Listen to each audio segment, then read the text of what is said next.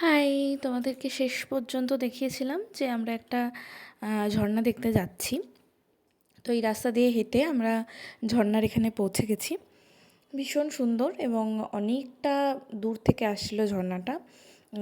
খুব সুন্দর এক্সপিরিয়েন্স। অনেকটা কষ্টে আমাদের নামতে হয়েছে এবং উঠতে হয়েছে। ওঠার সময় সবথেকে বেশি কষ্ট হয়েছে। যাই হোক, আমরা নিচে নামি।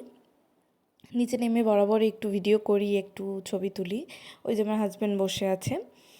তো এই ভিডিও করে ছবি তুলে তারপর আমরা ওপরে উঠে বাড়ির উদ্দেশ্যে যখন রওনা দিই, তখন যেই দোকানটা থেকে কফিটা খেয়েছিলাম সেই দোকানে আবার যেতে বাধ্য হই, কারণ তখন শিলাবৃষ্টি শুরু হয়েছিল।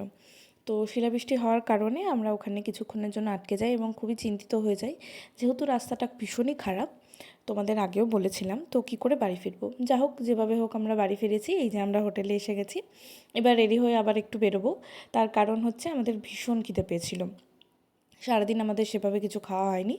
তো পাহাড়ে কারেন্ট চলে গেলে শুনেছি 10-15 দিনও কারেন্ট আসে না। তো কারেন্টের না আসার মধ্যেই আমরা একটা রেস্টুরেন্টে যাই, যেখানে 8টা মোমো আমাদের 60 টাকায় দিয়েছিল। আমি তো দেখেই খুশি হয়ে গেছিলাম। প্রচুর মোমো খেয়েছি আমি মন ভরে। তারপর দিয়েছিল থুকপা, এটাও বেশ সুন্দর ছিল খেতে ওই দোকানে, এবং তার সাথে ছিল চিকেন চাউমিন।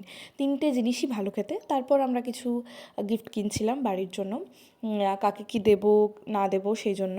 আমার দিদার জন্য, আমার মাসির জন্য, এ বাড়িতে সবার জন্য। তো এইগুলো করে আমরা ফিরে যাই। নেক্সট দিনের ব্লগ শিগগিরই আসছে।